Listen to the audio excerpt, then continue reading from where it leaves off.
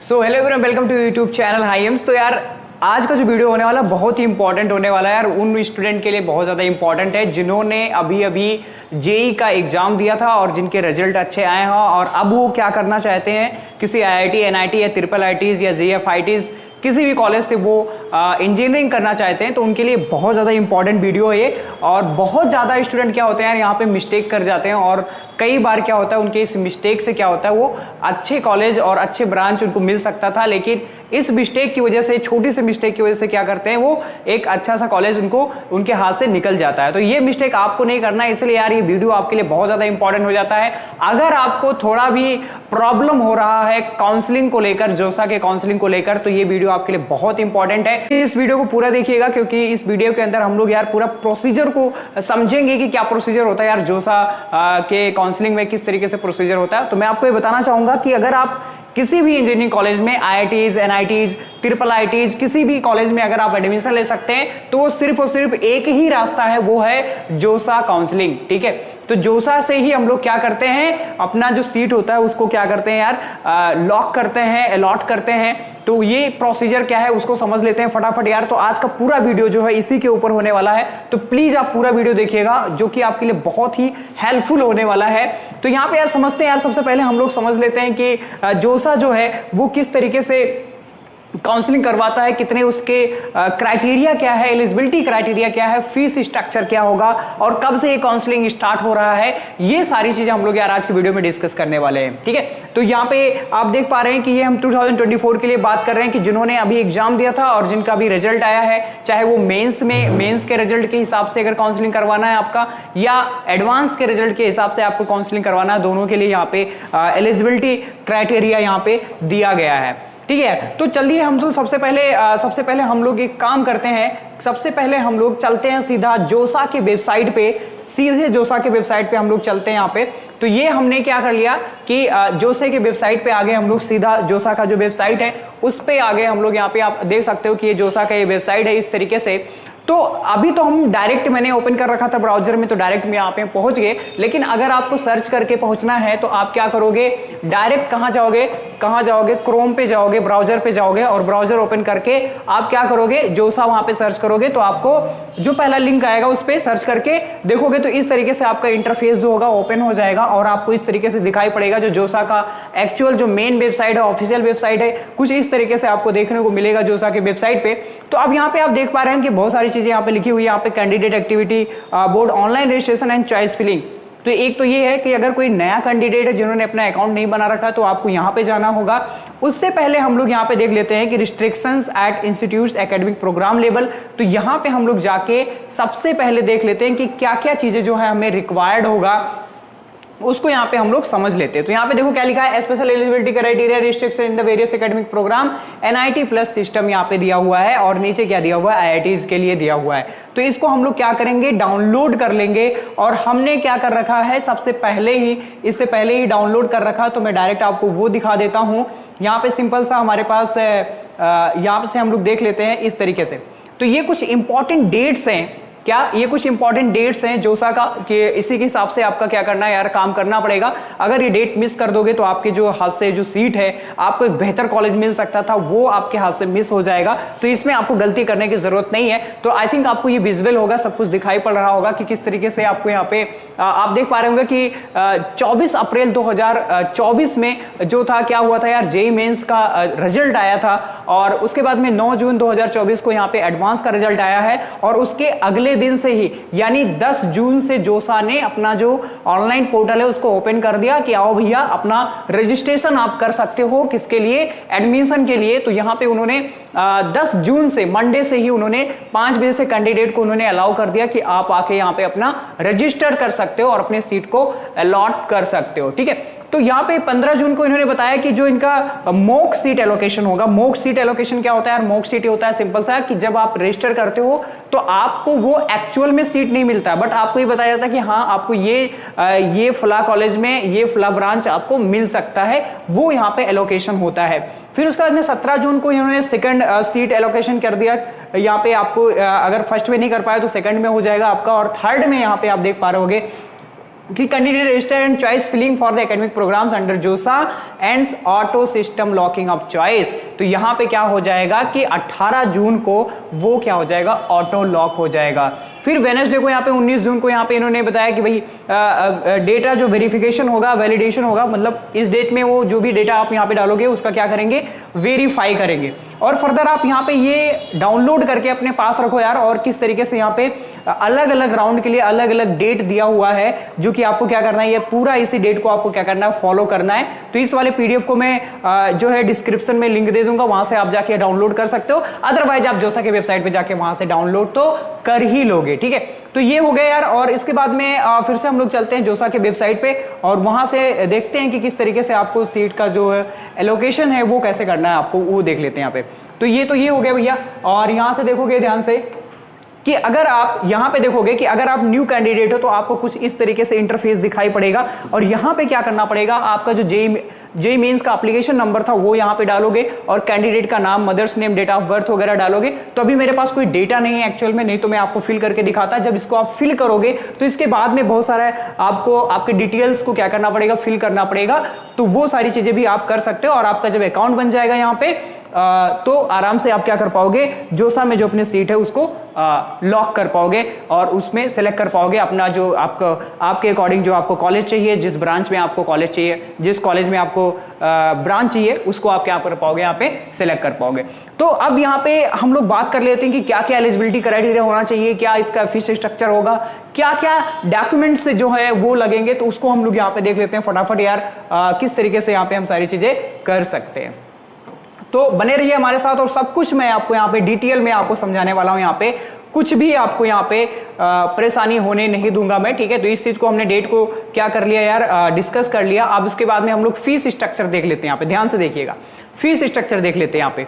तो fees structure देखिएगा यहाँ पे। तो यहाँ पे आपको दिखाई पड़ रहा होगा यार कि अगर आपने सीट को एक्सेप्ट कर लिया, जिसको हम लोग सैफ बोलते हैं, सैफ, ठीक है, सीट को अगर आपने एक्सेप्ट कर लिया तो आपको, अगर आप SC ST कैटेगरी से है तो आपको 20,000 जो है पे करना पड़ेगा। 20,000 अगर आपने सीट को क्या किया, एक्सेप्टेंस किया है तो क्या करना पड़ेगा, 20,000। लेकिन अगर आप जनरल और ओबीसी कैटेगरी से बिलोंग करते हैं तो आपको 45,000 जो है फीस वो पे करना पड़ेगा। किसके, जोसा के वेबसाइट पे जो भी वो अकाउंट देगा उसमें आपको क्या करना पड़ेगा, पे करना पड़ेगा। ओके, लेकिन यहां पे ध्यान देना, आप ये सीट एक्सेप्टेंस है, लेकिन जब आप सीट क्या कर लोगे, एक्सेप्ट कर लोगे, फिर उसके बाद में आपको एक क्या पे करना पड़ेगा, यहां पे मैं आपको समझा देता हूं। वो आपको पार्शियल फीस पे करना पड़ेगा। यहां पे पार्शियल, जिसको हम लोग PAF बोलते हैं, ठीक है, ये फीस पे करना पड़ेगा। अब वो क्या होगा यार, रेस्पेक्टिव जितना भी फीस लेंगे वो, उसको आपको क्या करना पड़ेगा, पे करना पड़ेगा। तो वो चीज आप देख लीजिएगा कि किस तरीके से आपको कितना पे करना है। वहां पे आपको इंस्ट्रक्शन आपको पता चल जाएगा, जो भी आपको मेल वगैरह आएगा उसके अकॉर्डिंग आपको क्या करना पड़ेगा, पे करना पड़ेगा। ये जो मैं बताया हूं, जब आप सीट को एक्सेप्ट करोगे तब आपको ये फीस क्या करना पड़ेगा, पे करना पड़ेगा। तो आई थिंक आपको ये क्लियर होगा कितना फीस लगेगा आपका। उसके बाद में नेक्स्ट में हम लोग देख लेते हैं यार, नेक्स्ट देखते हैं यहाँ पे। तो एलिजिबिलिटी क्राइटेरिया क्या होना चाहिए, बहुत जरूरी चीज है ये। एलिजिबिलिटी क्राइटेरिया क्या होना चाहिए, एलिजिबिलिटी क्राइटेरिया में आप ध्यान देंगे यहाँ पे ध्यान देंगे आप कि अगर आपके बोर्ड में 12th बोर्ड में आपके 75% होने चाहिए। क्या होने चाहिए भाई, 75% होने चाहिए। अगर 75% नहीं है तो ये इन दोनों में से कोई एक क्राइटेरिया होना चाहिए। ये दोनों मतलब 75% होगा 12th में, या फिर आप टॉप 20% में आने चाहिए। आपका जो रेस्पेक्टिव बोर्ड होगा उसके अंदर आपको टॉप 20% में अगर आप हैं तो आप एलिजिबल होंगे। किसके लिए भाई, ये जो जोसा में काउंसलिंग करने के लिए आप एलिजिबल हो जाएंगे। The qualifying percentage for the SC ST and PW candidates के लिए यहाँ पे ध्यान से देखोगे वो कितना है, 65% है यहाँ पे फॉर एडमिशन इनटू IITs। ये जो क्राइटेरिया अपन लोग बात कर रहे हैं वो किसके लिए है, IITs में। आप अगर IIT के अंदर में एडमिशन लेना चाहते हो तो ये क्राइटेरिया होना जरूरी है। लेकिन मेंस के लिए क्राइटेरिया जरूरी नहीं है, IIT में ये क्राइटेरिया आपको जरूरी है। आपको 75% जो है क्राइटेरिया होना चाहिए आपके बोर्ड में, 12th के एग्जाम में ये क्राइटेरिया होना चाहिए। ये इतना आपको मिनिमम लाना पड़ेगा, ठीक है यार। तो ये एलिजिबिलिटी क्राइटेरिया क्लियर हो गया होगा। अब हम लोग देखते हैं यार नेक्स्ट जो हमारा है उसको समझ लेते हैं कि क्या हमें देखना है कि किस तरीके से। अब देखो यहाँ पे मैं बता देता हूं कि कौन कौन से इंस्टीट्यूट होंगे, कौन कौन से यहाँ पे कॉलेज होंगे जो इसके अंदर पार्टिसिपेट करते हैं जोसा के अंदर, जिससे हमें सीटें मिल सकती हैं, वो हमारा है। यहाँ पे आप देख सकते हो बेटा, यहाँ पे आप देख सकते हो कि कौन कौन से सीट होंगे यहाँ पे, उसको हम लोग यहाँ पे समझ लेते हैं फटाफट। ओके, सो यहां से आप देखिए, तो इसके अंदर क्या होंगे, आईआईटीज, जितने भी आईआईटी हैं अपने देश के अंदर, भारत में जितने भी आईआईटी हैं वो सारे पार्टिसिपेट करते हैं, जितने भी एनआईटीज हैं वो सारे पार्टिसिपेट करते हैं, और जितने ट्रिपल आईटीज हैं वो सारे क्या करते हैं यहाँ पे पार्टिसिपेट करते हैं, और जितने भी जीएफआईटीज हैं, इसमें जो सेमी गवर्नमेंट वाले कॉलेज होते हैं यार वो जीएफआईटीज में, और आईआईटी तो आप समझते हो, एनआईटी जानते हो, ट्रिपल आईटीज जानते ही हो। तो टोटल जो है इस बार जोसा में 118 जो इंस्टीट्यूट हैं, कॉलेज हैं, उन्होंने क्या किया है, पार्टिसिपेट किया है, उन्होंने पार्टिसिपेट किया है। आप अपने रैंक के अकॉर्डिंग इन सभी रेस्पेक्टिव कॉलेज के अंदर में आप अपने मनपसंद जो आपका ब्रांच है उसके अंदर एडमिशन ले सकते हैं। ओके, तो यहां तक क्लियर है। आप देखते हैं यार, आप देखते हैं फटाफट, हम लोग फटाफट देख लेते हैं। अब यहां पे बात करते हैं हाउ टू अप्लाई फॉर जोसा काउंसलिंग 2024। तो उसमें हमने बात कर लिया यार कि सबसे पहले कहां जाएंगे, जोसा के वेबसाइट पे जाएंगे, वहां से हम लोग क्या करेंगे, लॉगिन कर लेंगे। आपका जो जेई का क्या होगा, जेई मेंस का एडवांस का जो एप्लीकेशन नंबर होगा वही आपका क्या होगा, पासवर्ड होगा, जिससे हम लोग क्या कर पाएंगे, लॉगिन कर पाएंगे। ठीक है, फिर उसके बाद में आप क्या करोगे, अपना पूरा डिटेल्स को वहां पे जाके फिल कर दोगे, जैसे कि मैंने अभी ओपन करके आपको दिखाया था। चॉइस फिलिंग एंड लॉकिंग, आप select your preferred college and courses, जो आप कॉलेज आपका पसंदीदा कॉलेज है उसको आप सिलेक्ट करोगे। जो आपको कोर्स करना है, कंप्यूटर साइंस करना है तो कंप्यूटर साइंस से, इलेक्ट्रिकल में करना है तो इलेक्ट्रिकल में, या आपको सिविल में इंजीनियरिंग करना है तो उसमें भी जो भी आपका पसंदीदा होगा उसमें आप ले सकते हो। You can list multiple choice in order of preference once you are satisfied with your choices. Okay, तो आप क्या कर सकते हो, मल्टीपल चॉइसेस को फिल कर सकते हो। Okay, with your choice lock them in the remember once lock choice cannot be changed। एक बार अगर आपका चॉइस लॉक हो गया दोबारा आप चेंज नहीं कर पाओगे। तो भैया सोच समझ के करना। मेरे दोस्त के साथ एक बार ऐसा हो चुका है, उसको पसंद था लेकिन उसने क्या कर दिया, कुछ गड़बड़ी कर दिया, और फिर उसको जो कॉलेज मिल रहा था वो नहीं मिला, फिर उसने दूसरे कॉलेज से किया।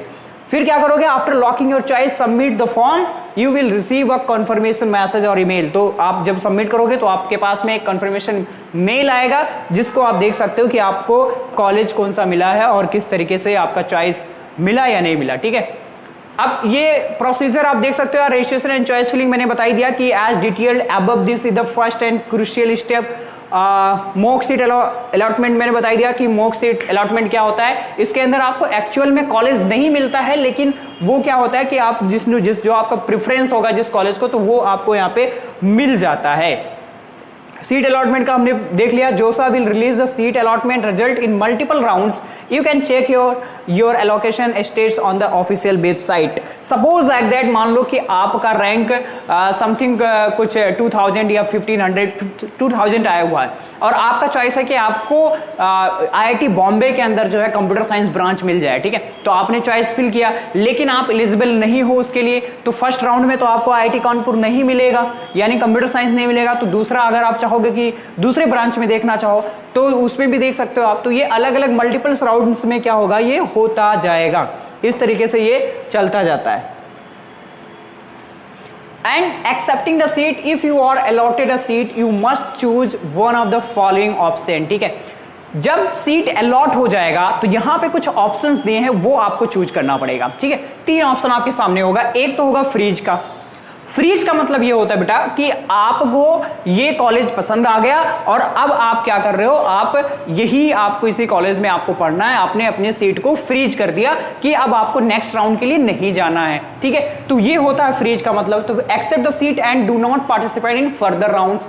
अगले राउंड में आप पार्टिसिपेट नहीं करोगे। और एक ऑप्शन आएगा फ्लोट का। ठीक है, फ्लोट में क्या होता है, एक्सेप्ट द सीट। सीट को तो आपने एक्सेप्ट किया है, लेकिन consider higher preference in the subsequent rounds. मतलब सीट तो आपने एक्सेप्ट कर लिया, लेकिन आप चाह रहे हो कि थोड़ा और अच्छा ब्रांच मिल जाए तो बढ़िया होगा, तो आप फ्लोट पे चले जाना। फ्लोट पे चले जाना, वहां पे क्या हो जाएगा कि अगर उससे बढ़िया ब्रांच आपको मिल रहा है, अच्छा ब्रांच मिल रहा है, तो वो आपको फर्दर क्या होगा कि सब्सिक्वेंट राउंड्स में आप पार्टिसिपेट कर सकते हो। तो ये काम करना आप फ्लोट वाला, अगर आपको और अच्छा ब्रांच चाहिए तो। लेकिन फ्रीज कर दिए तो आप आगे पार्टिसिपेट नहीं कर पाओगे। इस बात को आप ध्यान में रखना, ये तीनों बहुत इंपॉर्टेंट है। और एक ऑप्शन होगा स्लाइड का ऑप्शन होगा। किसका ऑप्शन होगा? स्लाइड का ऑप्शन होगा, जिसके अंदर क्या होगा, आपने accept seat and consider high preference within the same institute. मतलब यहां पे समझने की कोशिश करना, डिफरेंस समझना दोनों में, कि एक्सेप्ट तो कर लिया है आपने, लेकिन आप हायर प्रेफरेंस चाहते हो। जैसे सपोज लाइक दैट कि आपको